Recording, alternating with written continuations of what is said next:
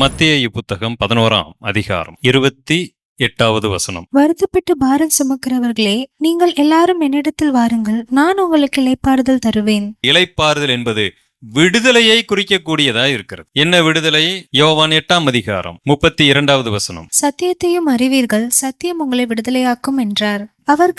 அவருக்கு பிரதியுத்தரமாக, நாங்கள் ஆபிரகாமின் சந்ததியாரா இருக்கிறோம், நாங்கள் ஒரு காலம் ஒருவனுக்கும் அடிமைகளா இருக்கவில்லை, விடுதலையாவீர்கள் என்று நீர் எப்படி சொல்லுகிறீர் என்றார்கள். இயேசு அவர்களுக்கு பிரதியுத்தரமாக, பாவம் செய்கிறவன் எவனும் பாவத்துக்கு அடிமையா இருக்கிறான் என்று மெய்யாகவே மெய்யாகவே உங்களுக்கு சொல்லுகிறேன். இந்த உலகத்துல ஒரு மனிதனுக்கு இளைப்பாறுதல் இல்லாத ஒரு ஓட்டம் என்று சொன்னால் சின். இதை யாருமே ஒத்துக்கொள்வதில்லை. நமக்கு அது புளித்து போன ஒரு பழைய கதையாக இருக்கிறது. இயேசு கிறிஸ்து நிச்சயமாக விடுதலையை தருகிறார். அவரே வாக்கு பண்ணி இருக்கிறார். அந்த ஃப்ரீடம் அப்படிங்கறத இயேசு கிறிஸ்து என்ன செய்கிறார்? வாக்கு பண்ணுகிறார் என்று சொன்னா 100% உண்மைங்க. நம்ம லைஃப்ல இருக்கிற எல்லா பிரச்சனைக்கும் 99% பாவம் காரணமா இருக்கிறது. என்னுடைய பேச்சில், என்னுடைய சிந்தையில், என்னுடைய நடவடிக்கைகளில் எல்லாவற்றிலும் பாவத்தினுடைய பிரதிபலனாக பல பிரச்சனைகளை நான் சந்தித்துக் கொள்ளுகிறேன், உருவாக்குகிறேன். நிம்மதி இல்லாமல் ஓடிக்கொண்டு இருக்கிறேன். மற்றவர்களுக்கு அல்ல, இது உண்மையிலே பாவத்திலிருந்து விடுதலையாக வேண்டும் என்கிறவர்களுக்கு இந்த ஒரு போராட்டம் பெரிய போராட்டமா இருக்கு. அநேகர் என்னிடத்துல போன் பண்ணும்போது இந்த பழக்கத்தை விட முடியவில்லை, என்ன செஞ்சும் விட முடியல பிரதர். சில பேர் மது போதைக்கு அடிமையாயிட்டு என்ன பண்ணாலும் இதிலிருந்து விட முடியவில்லை. அவர்களுக்கு விடுதலையாக வேண்டும் என்று விருப்பம் இருக்கிறது, ஆனால் விடுதலை ஆக முடியாத ஒரு வாழ்க்கை வாழ்ந்து கொண்டு இருக்கிறார்கள். இயேசு கிறிஸ்து அப்படிப்பட்டவங்களை தான் தேடினார், இவங்களை அல்ல. இவங்க என்ன செய்யறாங்க? நாங்களா பாவம் செஞ்சோமா, நாங்கள் ஆபிரகாமுடைய பிள்ளைகளாச்சு, நாங்க எப்படி, எங்களுக்கு விடுதலையே தேவையில்லை என்று சொல்லுகிறவர்களுக்கு இயேசு கிறிஸ்து தேவையில்லை. இன்றைக்கும் கூட உங்களுக்கு அதுல பெரிய அளவு நான் அப்படிலாம் ஒண்ணும் இல்லைங்க, நான் நல்லா தான் இருக்கிறேன், அப்படி என்ன நான் தப்பு பண்ணிட்டேன்? இயேசு கிறிஸ்துவிடம் உங்களை வரவிடாமல் தடுப்பதற்கு ஒரு அருமையான காரணத்தை சாத்தான் உங்களுக்கே தெரியாம அப்படி போட்டுக்கிட்டே இருப்போம் உங்க மூளையில. என்ன காரணம்? அப்படி என்ன நான் தப்பு பண்ணிட்டேன்? ஊர் உலகத்துல பண்ணாத தப்பா நான் பண்ணிட்டேன்? என்னை விட எவ்வளவு மோசமா நடந்து கொண்டிருக்கிறார்கள். இப்படி எல்லாம் இந்த மாதிரி இதெல்லாம் நீங்க தப்புன்னு சொல்லிட்டு இருந்தீங்கன்னா இந்த உலகத்துல யாருமே உருப்படியா இருக்க முடியாது, யாருமே பரலோகம் வர முடியாது. இத்தனை லட்சக்கணக்கான ஜனங்களா நரகத்துக்கு போறாங்க. இப்படி எல்லாம் எண்ணங்கள் எனக்குள்ளாக ஓடிக்கொண்டே இருக்கும். கர்த்தர் இதெல்லாம் பார்த்துக்கிட்டு சும்மாவா இருக்கிறாரு? இவங்கெல்லாம் ஏதோ பேசிக் கொண்டிருக்கிறார்கள். அன்பானவர்களே, இந்த எண்ணங்கள் மெய்யான தேவன் அண்டையிலே வரவிடாமல் உங்களை தடுக்கும். உங்களுக்கே தெரியாம அதற்கு நீங்கள் இரையாகி இருப்பீர்கள். எப்பொழுதுமே மற்றவர்களை குறித்து கவலைப்படாதீங்க. இந்த உலகத்துல தேவன் ஒட்டுமொத்தமாய் அழித்ததை வேதாகமத்திலே நமக்காக எழுதி வைத்திருக்கிறார். சாதாரணமா 1-2 பேரா அவர் அழிக்கவில்லை, கொத்து கொத்தாய் அழித்திருக்கிறார். சோதோம் கொமாராவை அழித்தவர், நினிவேயை அழிப்பேன் என்று சொன்னவர். அடுத்து பாத்தீங்கன்னா நோவா காலத்துல ஒட்டுமொத்த உலகத்தையும் அழித்தவர். எல்லாரையும் கொத்து கொத்தாதான் அழித்தார். இத்தனை பேரா தப்பு பண்ணிட்டு இருக்கிறாங்க என்று நினைத்து கொண்டு அன்றைக்கு இருந்திருக்க முடியும் நோவா காலத்துல. அன்பானவர்களே, உங்களுடைய எண்ணங்கள் உங்களை ஏமாற்ற வாய்ப்பு இருக்கிறது. மற்றவங்களை பார்க்காதீங்க. நீங்க ஒருவேளை உங்க லைஃப்ல ஒரு பாவத்திலிருந்து விடுபட முடியாமல் தவித்துக் கொண்டிருப்பீர்கள் என்று சொன்னால் ஆண்டவர் அதற்கான அழைப்பாக வைக்கிறார், இளைப்பாறுதல். சோ இயேசு கிறிஸ்து எதற்காக அழைக்கிறார் என்று பார்க்கிறோம். அவர் எதற்காக அழைக்கவில்லை. எந்த ஒரு இடத்துலயும் அவர் உங்களை பணக்காரரா மாத்திருவோம் அப்படின்னு அவர் வாக்குத்தத்தம் பண்ணவில்லை. ஒருவேளை அவர் வாக்குத்தத்தம் பண்ணினால் நிச்சயமா அதை என்ன செய்வார்? நிறைவேற்றுவார். அதிலும் யாருக்கு நிறைவேற்றுவார் தெரியுங்களா? அவருடைய ரொம்ப நெருங்கி அவருக்கு உண்மையா வாழுகிற எல்லாருக்கும் நிச்சயமா என்ன பண்ணுவாரு? அதை நிறைவேற்றுவார். ஆனா பார்த்தா அவர்கிட்ட ரொம்ப நெருங்கி இருக்கிறவங்க தான் ரொம்ப ஏழையா மரிச்சிருக்கிறாங்க, சம்பந்தமே இல்லாம இருக்கிறது. நமக்கு அது ஒரு கேள்விக்குறியை ஏற்படுத்துகிறது. சோ அவர் பணக்காரராக நம்ம என்ன செய்யல, அழைக்கவில்லை. அப்ப ஏழையா அழைச்சிருக்கிறாரா பிரதர்? அவர் என்னை பணக்காரராகவும் அழைக்கவில்லை, ஏழையாகவும் அழைக்கவில்லை. இதுதான் கிறிஸ்தவ வாழ்க்கையினுடைய சூட்சமத்தை நீங்கள் புரிந்து கொள்ள வேண்டும். மிலிட்ரிக்கு போவாங்க. மிலிட்ரியில போன உடனே எடுத்த உடனே உங்க கையில அப்படியே துப்பாக்கியை கொடுத்துட்டு போய் அப்படியே ஒரு இடத்துல நிப்பாட்டி சண்டை போடு அப்படின்னு சொல்ல மாட்டாங்க. நேரா அவங்களை என்ன பண்ணுவாங்க? ஒருவேளை போலீஸா இருந்தாலும் சரி, மிலிட்ரியா இருந்தாலும் சரி, முதல்ல அவங்களை கொண்டு போய் ஒரு பயிற்சி அதுல ஓட விடுவாங்க, அப்படியே கிரவுண்டை சுத்த விடுவாங்க. உங்களுக்கு அது தெரிஞ்சிருக்கும் நம்புறேன். திடீர்னு எதையாவது கயிறு மேல ஏறும்பாங்க, அங்க குதிம்பாங்க, இங்க எதை செய்யும்பாங்க.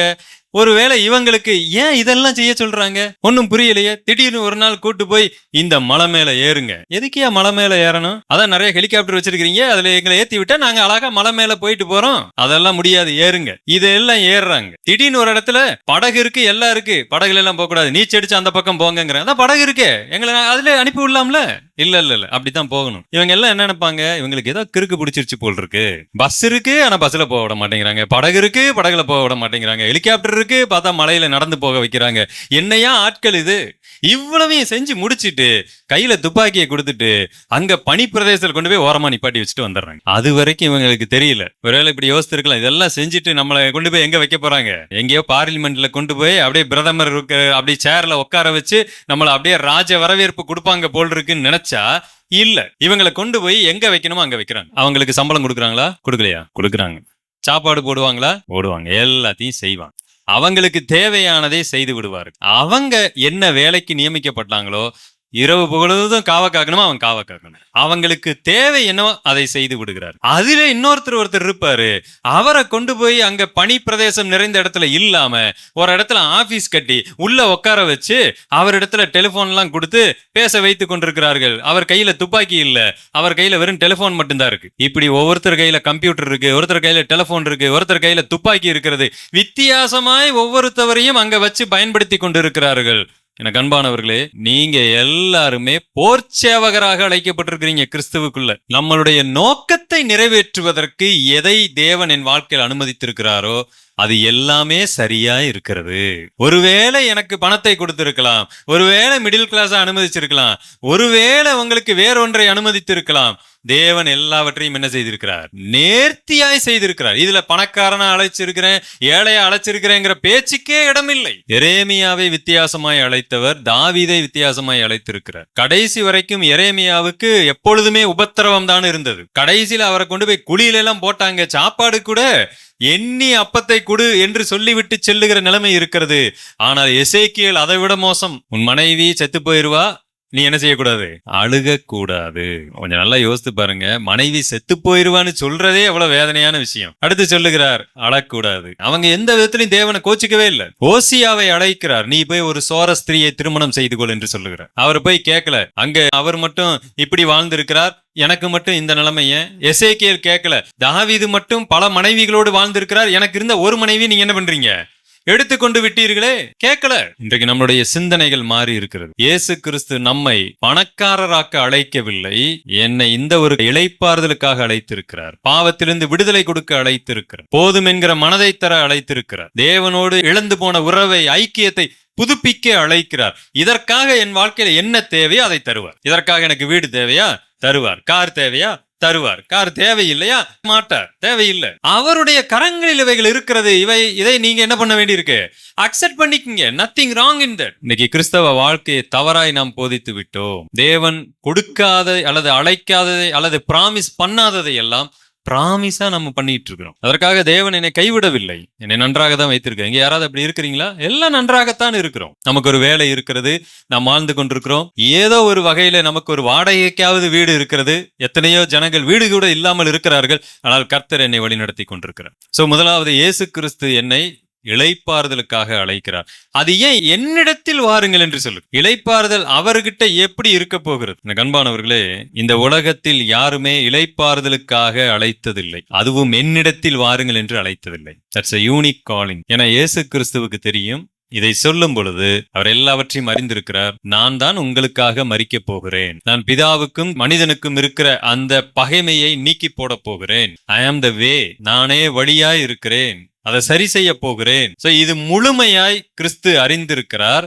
ஆகவே என்னிடத்தில் வாருங்கள் என்று சொல்லுகிறார். எனக்கு அன்பானவர்களே, அண்ட சராசரத்தையும் படைத்த தேவனிடத்தில் அல்லது கிறிஸ்துவினிடத்தில் இந்த இளைப்பாறுதல் இருக்கிறது.